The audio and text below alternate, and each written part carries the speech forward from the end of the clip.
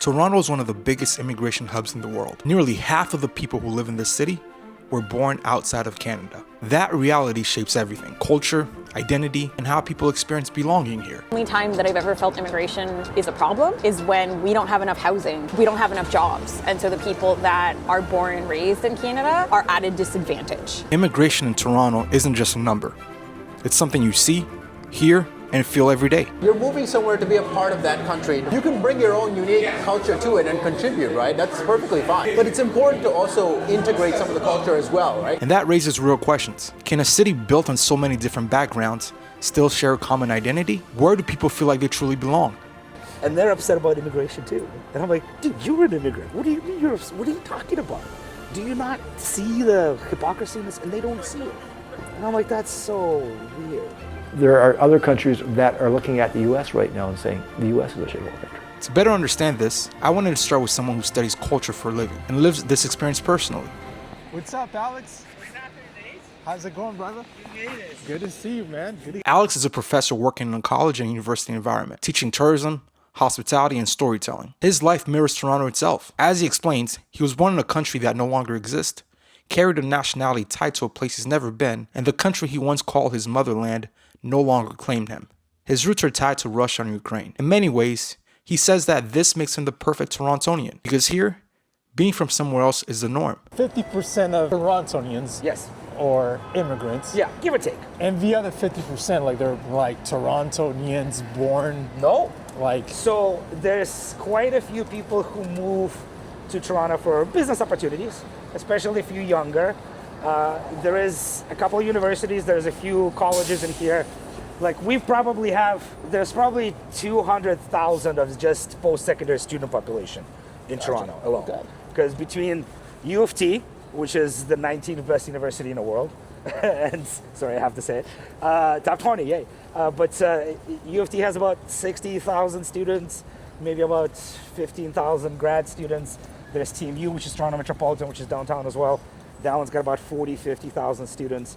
And then between the colleges, which is George Brown, there's Humber as well, they probably have another 100,000 students between them as well. I saw a news article recently that said for the first time the population of Canada is declining or something like that. I don't know, it was like 2 days ago. So yes, it was misleading. It's the immigrant population for permanent residency. We recently changed our rules and we got tougher on immigration. And a lot of it had to do with, it was like school or student immigration. So people come in here, go to school, and then they end up staying there for permanent residency because they find work opportunities or whatever that is. Which, I gotta be honest, do you know what the birth rate in Canada is right now? No. So it's at about 1.2, 1.3, which is actually not too bad compared to like Japan or Korea, which is at 0.8. What does that mean? That means that every woman has, within her life, on average, 1.3 children. I know it's not supposed to be that way, but in order for us to replenish our economical populace that pays the taxes, you need 2.1 children per each woman. Simple as that. We don't have that. So if we don't do this, we economically are going to start stagnating. That's what's happening in Japan right now. That's what's happening in Korea right now. You can see their population, they have that, it's called the mushroom cloud. They have a lot older population and they don't have enough younger population to support them because there wasn't a lot of children that's been born. China's going to get into that problem in the next 10 years. So for Canada, how do you solve that problem? Immigration. Immigration is literally a solution to the big economic problem.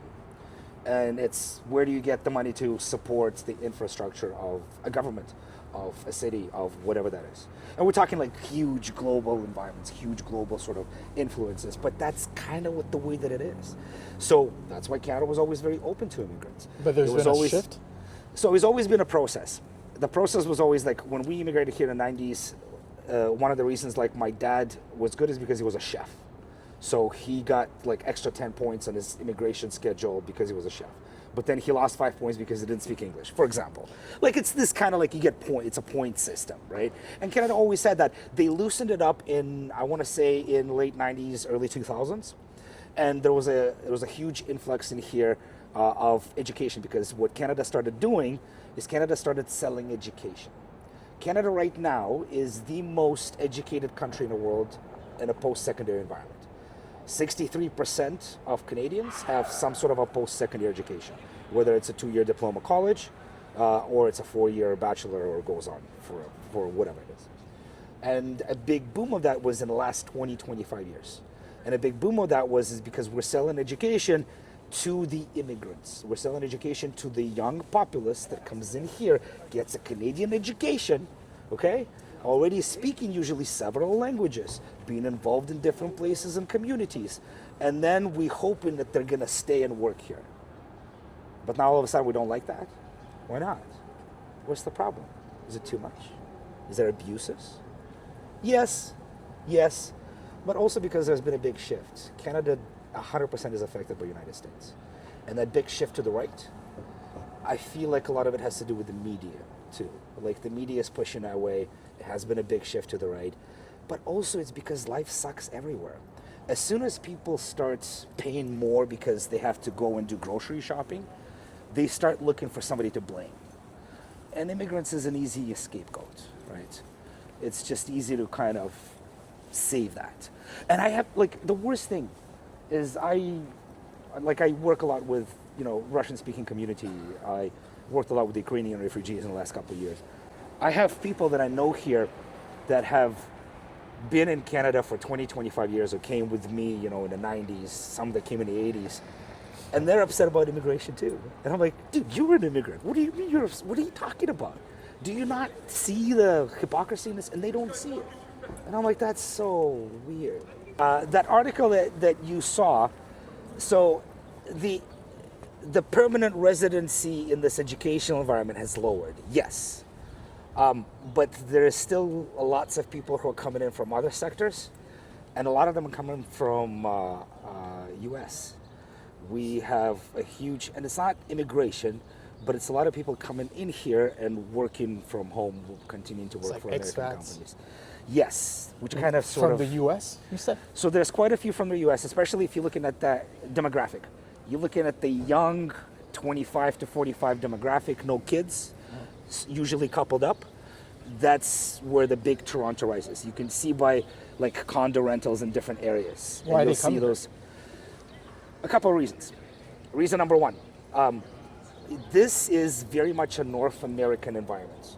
You don't feel much of a difference coming from here, or if you're from Boston or Chicago or New York or whatever that is. I mean, the weather, sure. But like logistically, you get it. It's all in English, it's nice. Canadian dollar is usually at about 73 cents to an American dollar, give or take, which is fantastic. Because if you're here, you're gonna pay it in American dollars, all of a sudden you get that 23% rise to your salary, whatever that is, right? And even if it's expensive to rent or live somewhere in the downtown core, you can afford it because it's in Canadian dollars.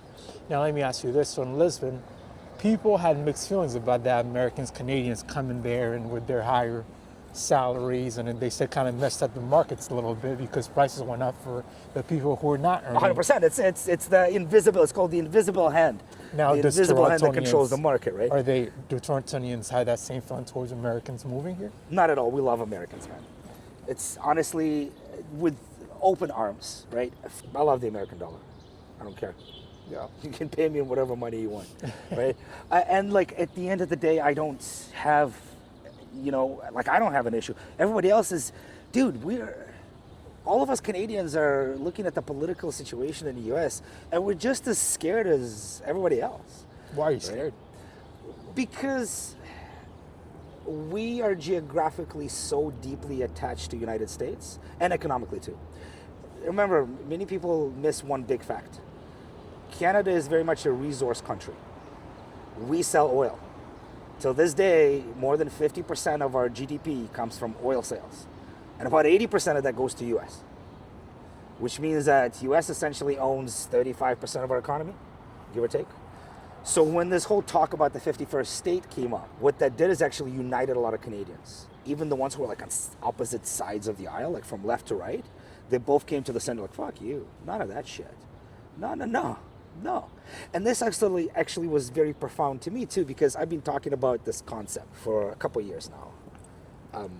Canada has two languages, right? It's got the English and the French. It also has two unofficial languages, the first one it's apologies.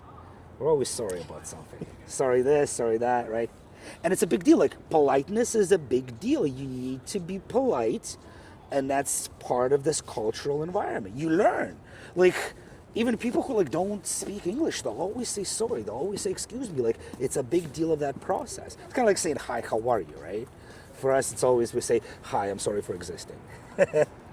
But the second unofficial language is passive aggression. And passive aggression is what we got from that colonial influence. Like, I feel like a lot of that's coming from there.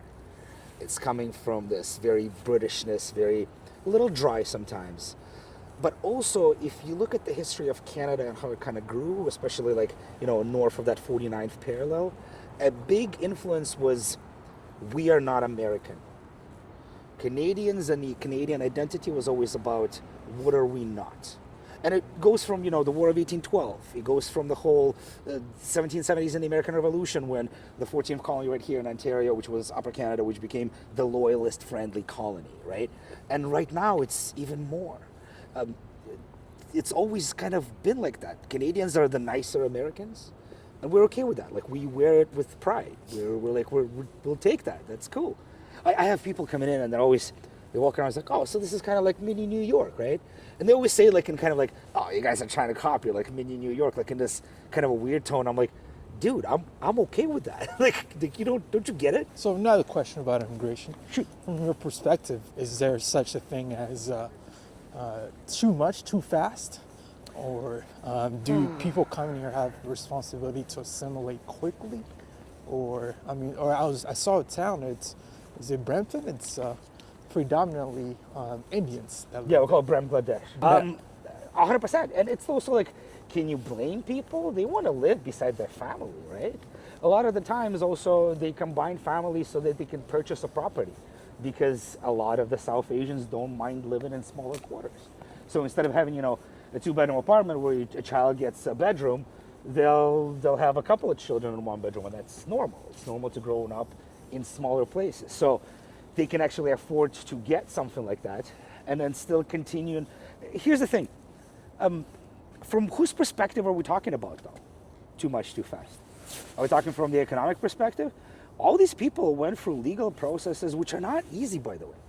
Like, they take time. Like, nobody just comes in, you know what I mean? Like, if you're here as a PR, as a permanent resident, you went through interviews, people looked at your portfolio. It's usually 40 pages. I know, I just did that for my nephew. Like, he's 18 years old, and we have a paralegal. Like, it's been 8 months. It's probably going to be another 8 months until we get to it. Like, it's a process. While we're doing all of this, what do you think those immigrants are doing? They're working, man. And they're working the jobs that other people don't want to work. Right now, you go into any major restaurant in Toronto, who do you think is in the back of the kitchen? It's Indians and Sri Lankans, because they don't mind doing the busboy work. They don't mind standing in the dish pit where it's plus 40 degrees and still getting paid $15.50 an hour, which is below minimum wage, but you can still pay that in a hospitality because you're supposed to get tips. Which dish pit actually gets tips? No dish pit ever gets tips, okay? But like, that's, once again, from whose perspective are we talking about? If we're looking from a perspective of a demographic growth, not fast enough, dude, okay? Like you said, if we're gonna stop dropping in our population, that's taxes, that's infrastructure, that's influences, that's all of a sudden putting a gap and putting a big pressure on future generations 20, 30, 40 years from now, when all of a sudden we're gonna grow up and we're gonna be retired, we need to be taken care of, but we don't have the younger population to take care of us. What do we do with that? So I think a lot of it is about control. And a lot of it about the fact that people don't fucking know what to do. You think that all these social scientists, all these governments, that everything's been figured out and you know the perfect system of government. No, you don't. Nobody does. A lot of the time it's the human element that comes into place. A lot of the times it's lived in environments. So yeah, for me, I think not fast enough. Yeah, a lot of the people come in here and the first thing that they do is they get surprised. They get surprised that the city is here. They get surprised as how many different people that are walking around, how many different restaurants they have, how many different flavors they have, how many different smells they smell, how many different things they see and that they can actually do. So don't be surprised. Actually put the time in to walk, to see things, to explore things, and make sure you eat. Eating is a big deal, okay? One of the only reasons is I'm still staying in the city is because within a 200-foot walking distance, I can have anything from shawarma to pub fare to crepes to Italian gelato ice cream, okay? Beyond the culture and the graffiti, I wanted to understand how immigration actually feels on a human level, especially for people who've just arrived. So I attended a local meetup here in Toronto, organized by people who bring newcomers together, many of them immigrants themselves. I'm Amber, and I go by Nervous TO on Reddit. Tell me about this meetup. This used to be the Art Toronto meetup many years ago. I am probably the 4th or the 5th host by now. We moved it out of Art Toronto because we kept getting a lot of comments about the moderatorship and how people thought of the moderators. And I wanted to make it friendlier and more down to earth and focus on community and helping other people find community and make friends in a city that's like big and lonely and cold. And as somebody who grew up without the greatest social circle, I totally understand how people feel in that situation. And I wanted to find that for myself, and I wanted to... How many people do you average at these meetups? At this point, when we first got back, it was pretty big for a bit. We had a dip. I think there was about 30 people here tonight. The biggest one was in September, that was 70, and then I kind of took a break, so it's gone a little bit under, but I think it's gonna get bigger. I think we have a 100-person limit at our regular venue, and I'm thinking it's gonna get to a point at some point where we're gonna have to start taking RSVPs, where we're just gonna hit that limit, and we're not gonna be able to have everybody that we wanna have there. And you organize a meetup where, a lot of people come here that are not from Toronto, and they're looking to make friends and make community. So one thing I've been told that Toronto is 50% immigrants. Is that true? I actually don't know. I'm so embarrassed to admit this. I don't know, but that sounds about right. Immigration is obviously a hot topic right now. As a Torontonian, born and raised, is immigration good? Is it bad? How does it shape Toronto? Toronto is a mosaic. It's not a melting pot. It's a place where everybody comes and they bring their culture and they keep it. And that's what I love about Toronto. I think the only time that I've ever felt immigration is a problem is when we don't have enough housing. We don't have enough jobs. And so the people that are born and raised in Canada are at a disadvantage. And that's not to say get off my lawn, I'm a NIMBY. That's to say that I want to make sure that my family members who were born and raised here are okay, are employed.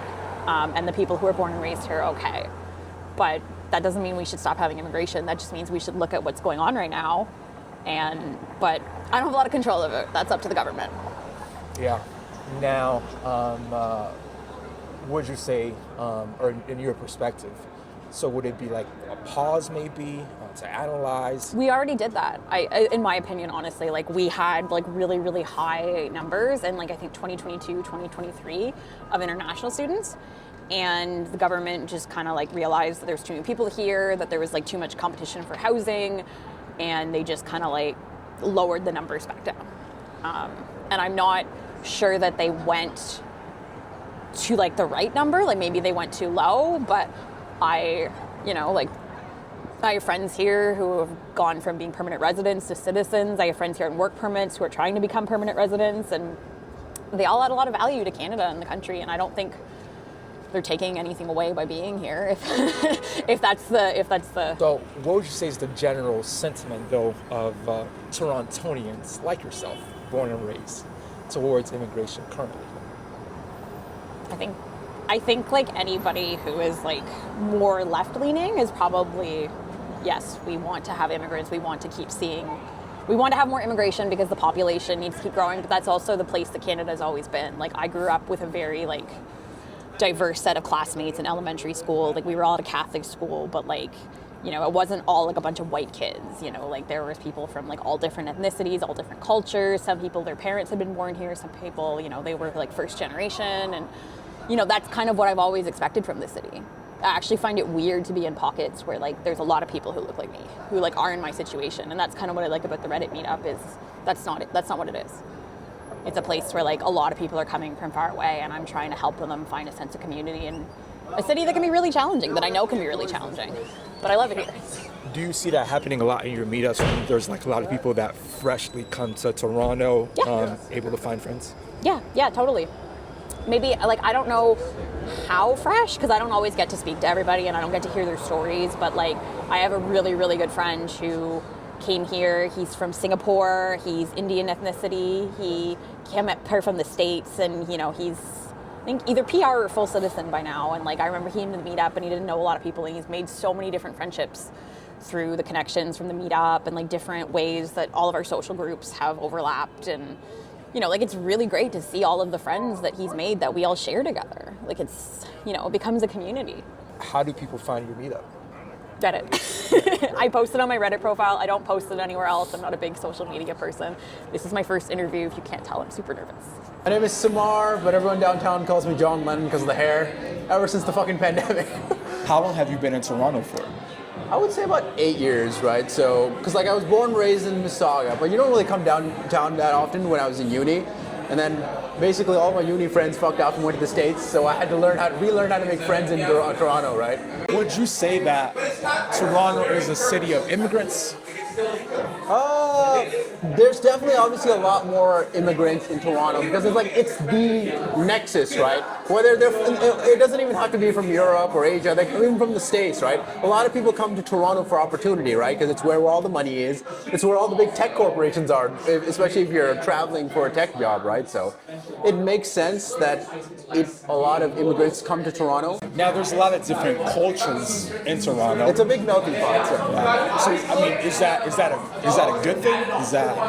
Personally, I don't see the cultures as a bad thing, right? Because like I said, thanks to modern media, pop culture, like I said, even Canadian culture, if you think about it, right? What is Canadian culture, right? A lot of people, I was born and raised in Canada, a lot of people born and raised in Canada, right? You ask us about Canadian culture, it's like a hodgepodge of a lot of things we've taken over time anyway, right? It's like we don't have a singular identity in a way like a country like Japan has, where they have very specific traditions that they adhere to, right? So in that sense, I say the culture aspect is not necessarily a bad issue, right? So there is no Canadian culture. It's just not really. If we really think about it, like I said, the only parts of Canada you would find traditional Canadian cultures, you would have to go to like the northern parts of Ontario, those small towns that nobody visits, and maybe you might find some true authentic Canadian culture there. But other than that, it's like a lot of it's just a mix of a lot of things we've adopted over time, right? It's a very unique identity. So its identity is an identity of many. Identity of many, yes.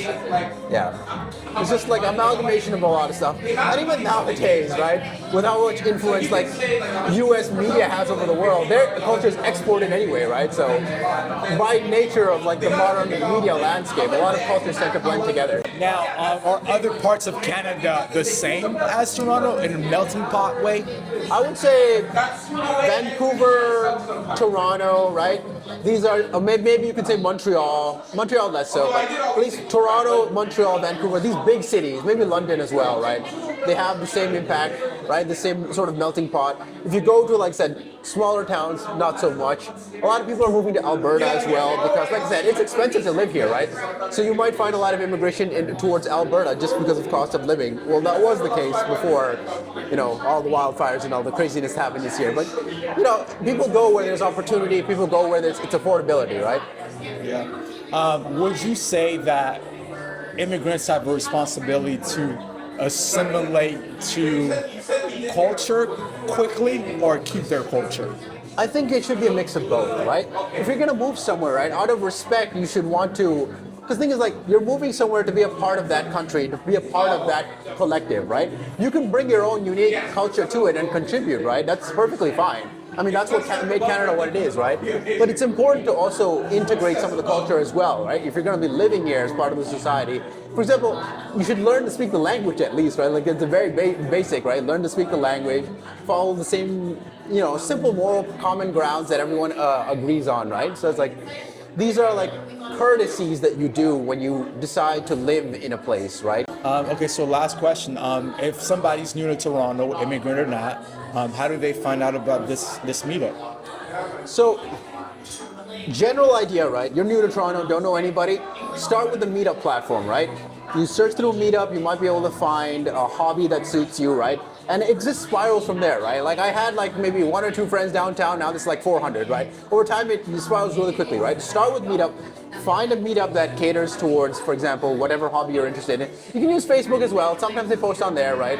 Obviously Facebook is not as popular as it used to be, right? But Meetup, Facebook, Eventbrite is also another one. You can find, tickets for specific sort of events. There's workshops, there's parties, there's even volunteer work you can find through these platforms, right? So there's a lot of really nice communities. So use these big platforms, find your community, and from there it becomes word of mouth. You can become your network will grow, right? But Toronto isn't the only place shaped by immigration. About an hour and a half outside the city is Peterborough, a smaller community with a different pace of life and a different relationship with growth and change. I wanted to see how immigration feels outside a major global city, where its effects are quieter, more personal, and sometimes more noticeable. It depends on who you talk to as well. So, I mean, if you go out west, like if you go to Alberta, their view of what immigration is not the same as it is here.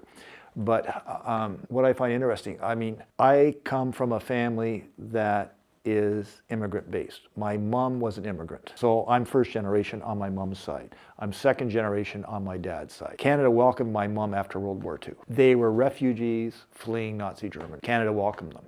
My mom's dad, he got a job working in a pulp and paper mill up in Northern Ontario. Nobody else would go there, but he got a job and he stayed there. And he managed to raise a family, bought a house. His son fought in World War II, So, I mean, to me personally, one of Canada's strengths is that we are a country of immigrants because they are the strength, I mean, they bring talent that we don't necessarily have here. They want to get ahead. They are extremely hardworking people. Is there such a thing as too much immigration for Canada? Canada's a big country. And once again, I mean, it depends on the planning that goes into it. I mean, right now, they say, we don't have enough housing. Well, you know what?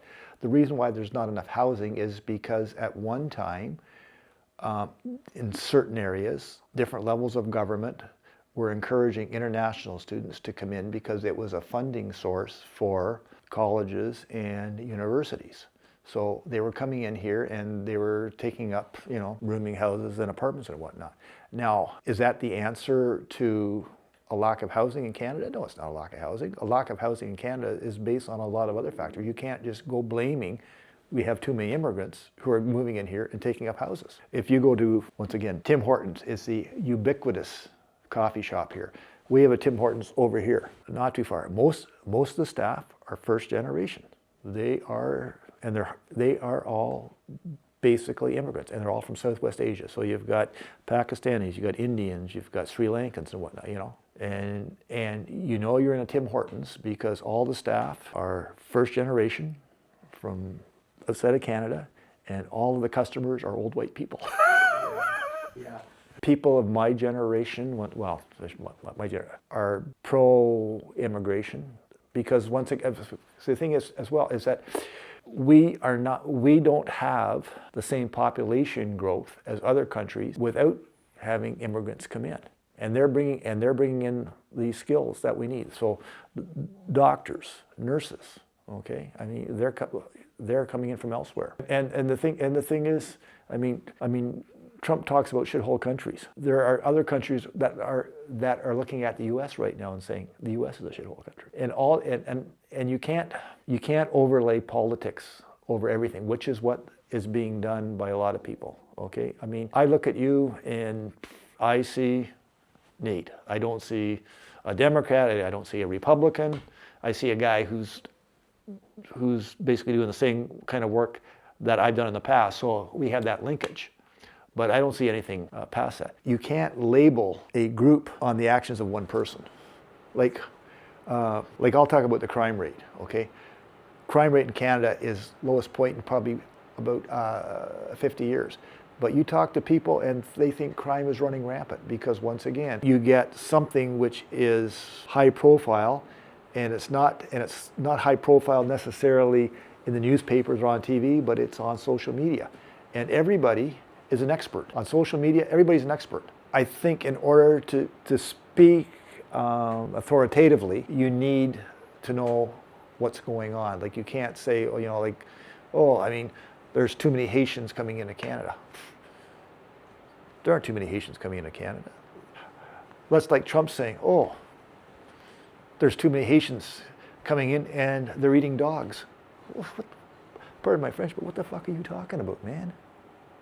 Like, you said, well, they're saying, well, who is they? You know, they're saying, what's the source of your information? So once again, I'm for proper immigration, and I'm for, if people come to this country as a refugee, we should welcome them, because my mother came here as a refugee. And if Canada had not given her and her family that opportunity, I wouldn't be sitting here talking to you. With all due respect, most Americans don't know what's going on past the end of their street. And I say that because I've talked to a lot of Americans. They say, I never knew that. I never knew that.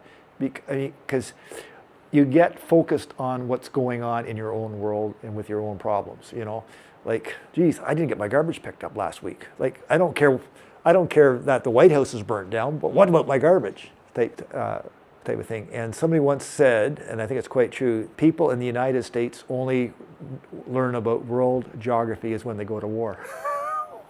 Which is, I think it's true to some degree. But having said that, as a people, extremely generous, extremely generous. I was with the Red Cross for a while as a Red Cross volunteer, and I was down with the response to Hurricane Matthew in North Carolina. And I was down there for a month doing internal investigations on behalf of the American Red Cross. And the generosity was incredible down there, just incredible. People coming forward, can we offer money? Can we do this? Can we do this? The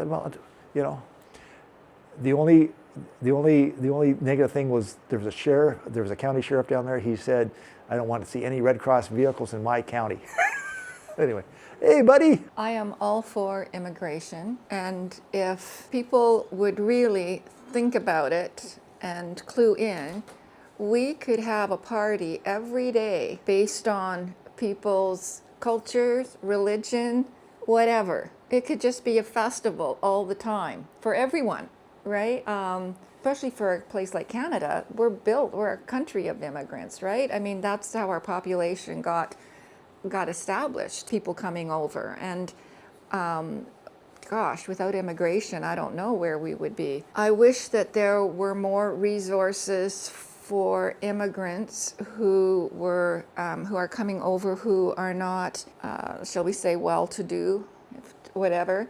I know I was teaching English as a second language for a while, and there are immigrants who came their families were very, very well off. They still escaped war and whatnot, but they certainly were well educated and well established where they were.